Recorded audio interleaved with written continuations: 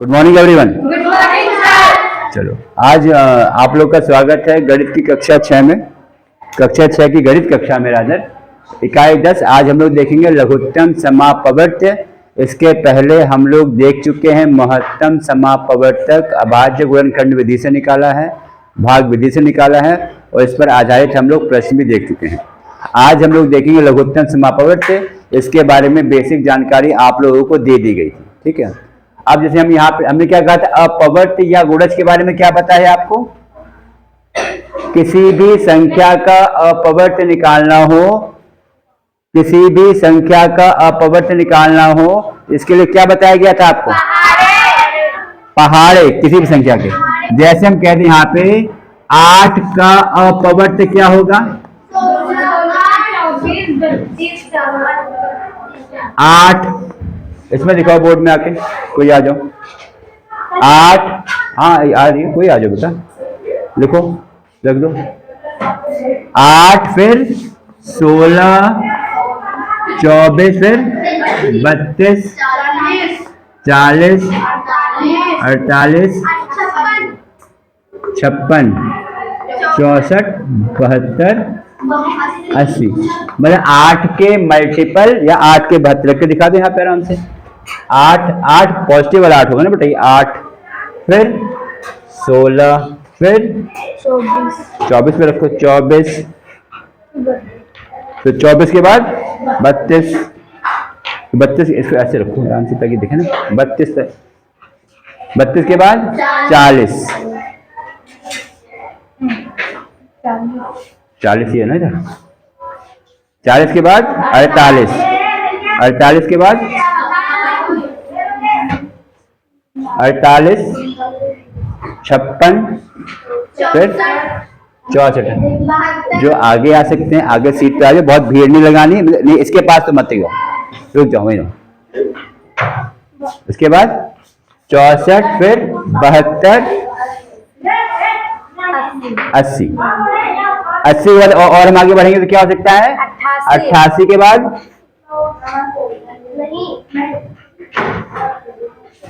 96, 96।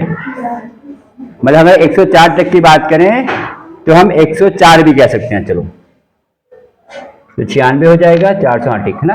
ये आपके पास क्या हो गए हैं? 8 के अपवर्त्य, मतलब 8 के पहाड़े। इसी तरह हम कहेंगे 12 का अपवर्त्य क्या हो जाएगा? 12 के गुणज। 12 का ही बना दो। 12 कैसे बना दो? येलो से बना दो। ऐसे ही आप किसी भी संख्या के आप निकाल सकते हो। 12 के 12 के बाद 24, 36 और 12 के गुणज क्या हो जाएंगे गौरव? 48 फिर 60, 72,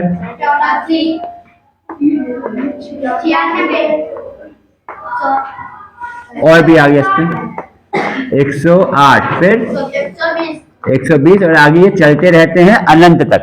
हमारे पास अनंत गुणज होते हैं किसी भी संख्या के, क्योंकि किसी भी संख्या का अपवर्त्य पद प्राप्त करने के लिए उस संख्या को हम प्राकृतिक संख्या से गुणा करते हैं। प्राकृतिक संख्या से गुणा करते हैं, ठीक है, सही है। अब देखा यहाँ पे क्या आ गया? अब दोनों के क्या हो जाएंगे? 8 और 12 के समापवर्त्य क्या हो जाएंगे?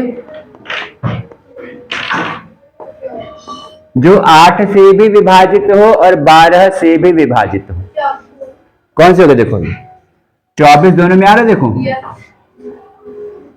तो 24 में देखो आ रहा है, जो 24 में आ गया तो यहाँ पे डबल किस में? 24 में, इसके बाद किसमें है? 36 में कहाँ हो जाएगा? 48 और 72। ये आप यहाँ पे बोर्ड में भी देख सकते हैं, जो यहाँ पे ये गिनती है -104 से लेकर 54, तो वो 24 में दिखा है। फिर आपका यहाँ पे 48 में आ रहा है, उसके बाद 72 में देखो आया है, उसके बाद 72 किस में आएगा? 96 भी कह सकते हैं। दो यहाँ पे 96 में भी आ रहा है डबल, है ना। 96 मतलब हमारे पास क्या हो गया, ये 8 और 12 के समापवर्त हैं। ये संख्याएं ऐसी हैं जो 8 से भी विभाजित होंगी और 12 से भी विभाजित होंगी। अब यहाँ पे बात आ रहा है 8 और 12 का लघुत्तम क्या हो जाएगा। 12 का लघुत्तम समापवर्त, बहुत ध्यान से सुन लीजिएगा। अगर मेरी बात सुन लेते हो बेटा तो सब प्रकार के प्रश्न हो जाएंगे। लघुत्तम क्या होगा, ये 24 सबसे छोटी संख्या ऐसी आ रही है जो 8 का भी गुणज है और 12 का भी। तो हम कह सकते हैं 8 और 12 का हो जाएगा लघुत्तम समापवर्तक, सॉरी लघुत्तम समापवर्त 24। ठीक है, इसी तरह से हम बाकी संख्याओं के भी अभ्यास करेंगे। अब हम देखेंगे कि लघुत्तम समापवर्त हम अभाज्य गुणनखंड विधि से कैसे निकालते हैं। अभाज्य गुणनखंड विधि से कैसे निकालते हैं, देखो इधर 8 का अपवर्त क्या है, 8, 16, 24, 32, 8 के पहाड़े लिख लोगे आप, ये बता दिया था। 12 का अपवर्त देख लिया, 12, 24, 36, 48, 60, 72, 84, 96, 108 और ये चलता रहेगा अनंत तक। वैसे ही 8 का अपवर्त भी चलता रहता है आखिरी तक, क्योंकि हमें अपवर्त निकालने के लिए क्या करना पड़ता है गौरव, पहाड़े पढ़ने पड़ते हैं। मतलब किसी भी संख्या का अपवर्त निकालने के लिए उस संख्या को हम प्राकृतिक संख्या से गुणा करते हैं, क्योंकि हमारे पास प्राकृतिक संख्या अनंत होती है तो हमारे पास उस संख्या के अपवर्त भी अनंत आते हैं। कॉपी में लिखते चलिएगा सब लोग, ऐसे ना बैठिए, लिखना है कॉपी में, समझ आ रहा है। चलिए ठीक है। अब देखो हमने क्या कहा, 8 और 12 के समापवर्त, यानी 8 में क्या भी हो ये 12 का भी क्या है, 24 दोनों में है, देखो 48 दोनों में है, 72 दोनों में है, ऐसे 96 भी यहाँ पे होगा आगे जाके, है ना। और भी एक चलता रहेगा, यानी अब क्या है कि 24 के देखो पहाड़ा बन जा रहा है ये, 24 दूनी 48, 24 या 72, 24 चौक 96, 24 पंजे 120, आया समझ में। अब इसमें सबसे छोटी संख्या क्या हो गई, 24, या 24 क्या हो गया, लघुत्तम समापवर्त, है ना अंशिका। 24 क्या हो गया, 8 और 12 का लघुत्तम समापवर्त, ये समझ में आ रहा कॉन्सेप्ट। अब अगर इसी को ज्ञात करना हो अभाज्य गुणनखंड विधि से, इसी को ज्ञात करना हो अगर अभाज्य गुणनखंड विधि से, तब कैसे करेंगे, देखो हम कह दें अब बहुत आसान है, अभाज्य गुणनखंड विधि से कैसे निकालेंगे, देखो 8 और 12 की ही बात करते हैं फिलहाल। 8 के क्या होंगे फैक्टर, 8 के अभाज्य क्या होंगे गुणनखंड, क्या होगा, मैं बात कर रहा हूं गुणनखंड की, 2 चौक 8, 2 दूनी 4, 2 एकम 2, ये तो होगा। और 12 क्या हो जाएगा, 8 क्या हो जाएगा बेटा यहाँ पे, 2 गुणा 2 गुणा 2 बराबर 2 की घात 3, सही है।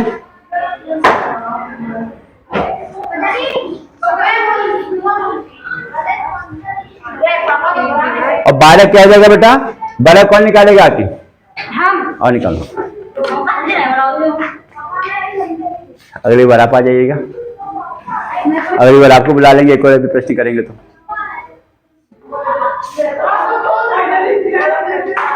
12 क्या हो जाएगा, 2 गुणा 2 गुणा 3,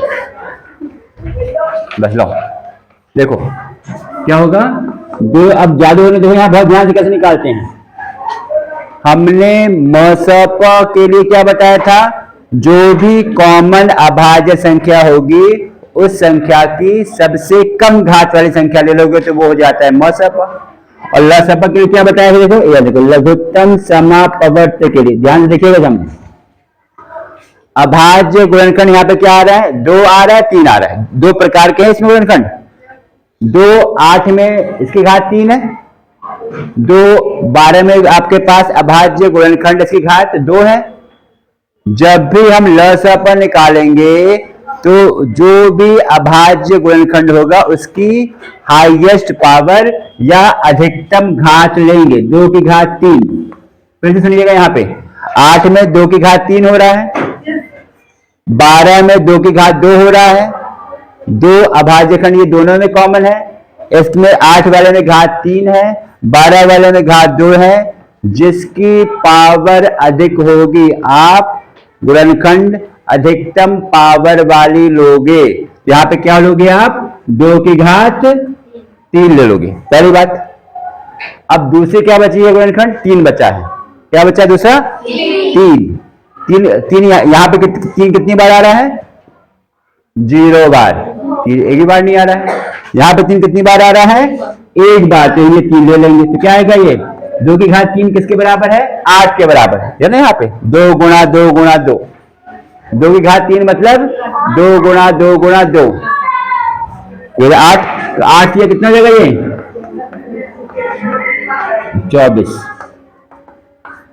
ये हमने पता किया है अभाज्य गुणनखंड विधि से। अभाज्य गुणनखंड विधि से लघुत्तम समापवर्तक पवर्त्य, सॉरी, ठीक है, आया समझ में?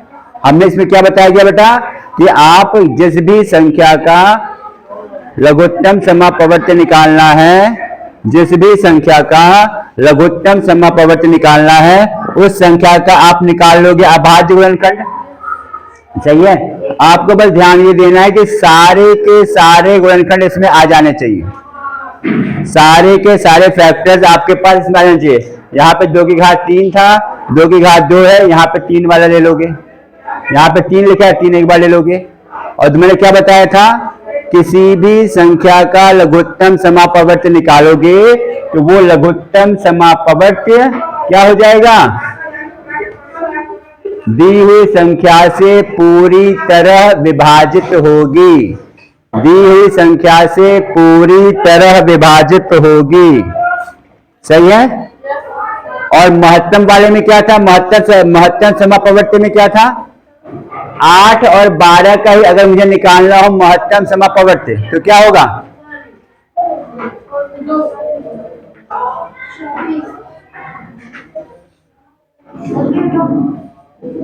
8 और 12 का महत्तम में हम लोग क्या करते थे? डस्टर, महत्तम में ध्यान नहीं है, क्या करते थे? फिर भूल गए।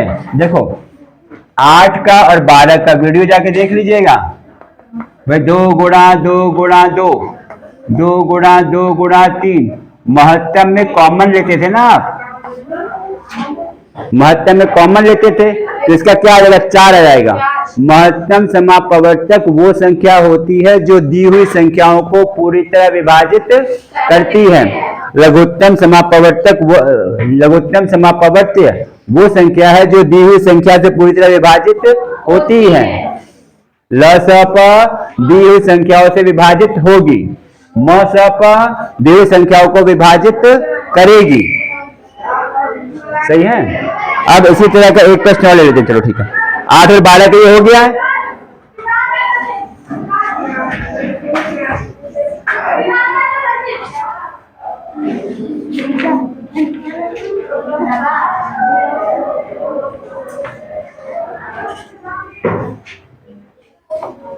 एक और क्वेश्चन ले लो। देखो अब अगर आपको ज्ञात करना है, मान लीजिए किसका? 36, 40 और 84 का लसप।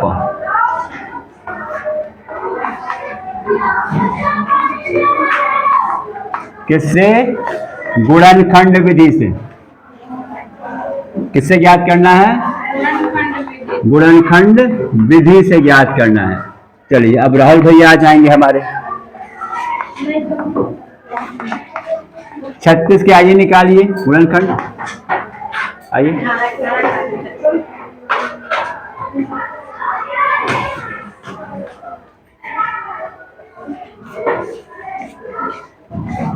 अभाज्य गुणनखंड 36 के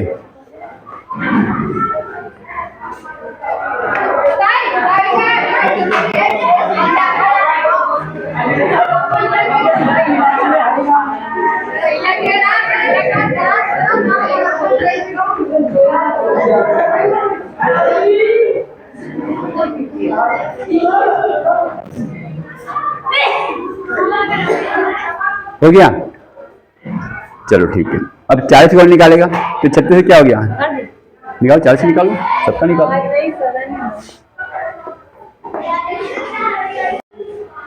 तो ठीक है। अब ये हमने 36 के क्या निकाला हमने, यहाँ पे क्या नाम गुणनखंड? 2 गुणा 2 गुणा 3 गुणा 3। अब इसको चाहो तो क्या, 2 दूने 4 या 12 या 36, तो कितना हो जाएगा? 2 स्क्वायर गुणा 3 स्क्वायर। इसे आप 40 का निकाल लोगे, 40 क्या बन जाएगा? 2 ये 20, 2 एकम 2, 2 दहम 20, 2 पंजे 10, 5 एकम 5। तो 40 क्या बनेगा बेटा यहाँ पे? 2 गुणा 2 गुणा 2 गुणा 5, यानी 2 3 बार आपके पास है। 2 3 बार 5, तो यहाँ पे घात में क्या हो जाएगा? 2 की घात 3 गुणा 5। सही है। अब 84 का निकाल दोगे। 2 चौक 8, 2 दूनी 4। कौन निकालेगा इसको? अब निकालो। अब तो निकल गया बेटा मेरा। 3 7 21, अगला निकालो। 4 एकम 7 हो गया बेटा। नहीं कोई बात नहीं है, हो जाता है कभी कभी, कोई दिक्कत नहीं। तो सीखना है तो गलतियां होगी, गलतियां हैं तो तभी सीखोगे, है ना।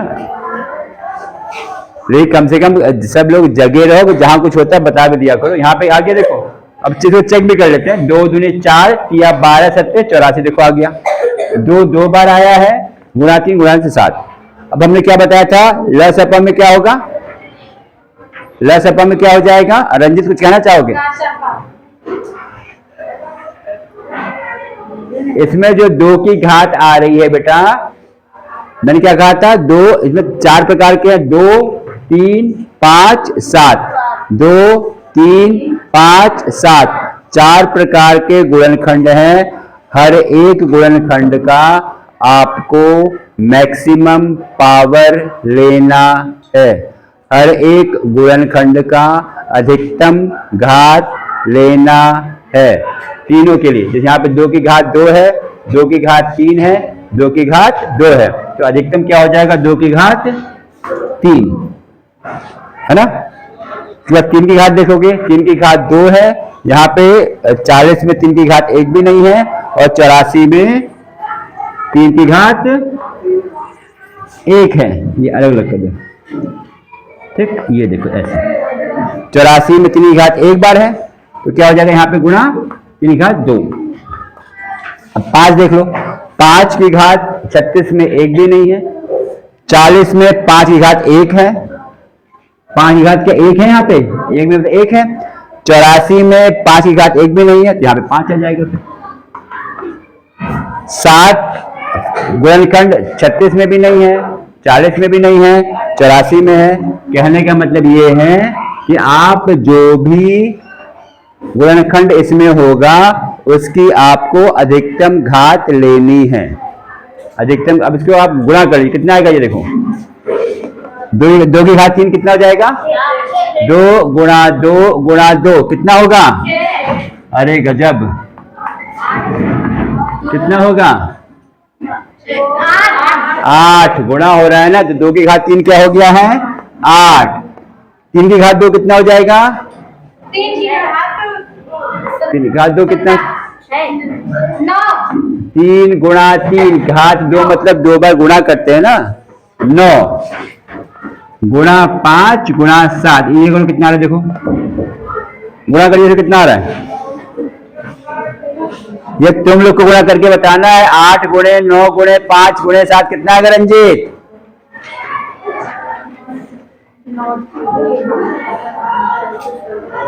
यहाँ पे रफ का कह सकते हो इसको।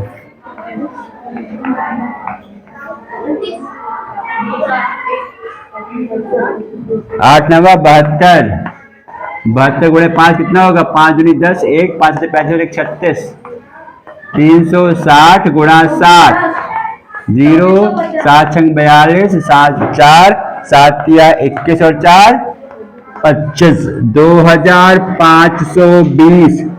ये हो जाएगा उत्तर। क्या निकाला है हमने? ये क्या निकाला है हमने ये? क्या निकाला है? क्या निकाला है ये? लसप किस विधि से? अभाज्य गुणनखंड विधि से निकाला है। कैसे निकाला है? कैसे निकाला है? अरे हर संख्या का अभाज्य गुणनखंड ज्ञात करना है, जैसे हम पहले भी कर रहे थे। हर संख्या का अभाज्य गुणनखंड करना है, जैसे हम महत्तम समापवर्तक के लिए भी कर रहे थे। कर रहे थे नहीं कर रहे थे? उसमें हम क्या कर रहे थे? ठीक है, अब ये तो काम हम पहले भी कर रहे थे। इसके बाद जो भी गुणनखंड है उसकी हम अधिकतम घात ले रहे हैं। सही, हमने क्या निकाला है? ये लसप। क्या निकाला है? लसप। लसप मतलब कौन बताएगा? हाँ बताओ। दी हुई संख्याओं से पूरी तरह विभाजित। हाँ वेरी गुड। लसप वह संख्या है जो दी हुई संख्याओं से पूरी तरह विभाजित होती है। ठीक, अब देखो इसी में अगर मैं कह दूं आपको निकालना है महत्तम समापवर्तक, ये आपको दिया है फैक्टर। चलो अब यहां पे निकाल लेते, इसको हटा दें। अब जो बता रहा हूं उसको कॉपी में मत लिखिएगा, बस ये आपका रिवीजन करवा रहा हूं या आपको चेक कर रहा हूं। लसपा वाला 5 चल रहा है तो उसको बस वही रहने दीजिएगा। अब इसका मसपा कैसे निकालेंगे? महत्तम समापवर्तक। देखो दो की क्या लेंगे इसमें हम? Minimum power. दो की कम से कम, 2 की घात 2। पहले तुम ये चेक करेंगे वो गुणनखंड तीनों में मौजूद होना चाहिए। 2 इसमें भी है, 2 इसमें भी है, 2 इसमें भी है। और कम से कम पावर कौन सी है? 2 की घात 2। ये कितना हो जाएगा? 2 गुणा 2। अब बाकी 3 सब में नहीं कॉमन है, 5 सब में नहीं है, 7 सब में नहीं है, तो उसको नहीं लिखेंगे। कितना आएगा मसपा यहाँ पे? 4। मसपा के बारे में क्या क्या खासियत है? वो दी हुई संख्याओं को पूरी तरह विभाजित करती है। ये तो है मसपा, दी हुई संख्याओं को विभाजित करती है। लसपा दी हुई संख्याओं से विभाजित होती है। सही है। चलिए अब घर जाइएगा, अवश्य पक्का रिवाइज करिएगा। यही रिवाइज करना है, एक बार कॉपी में कर लीजिएगा, ठीक है, क्योंकि इसमें अभाज्य गुणनखंड निकालने आपको आना चाहिए। फिर हम लोग मिलते हैं अगले लेक्चर में अगले टॉपिक के साथ। बहुत खुश रहिए, स्वस्थ रहिए, प्रसन्न रहिए। धन्यवाद।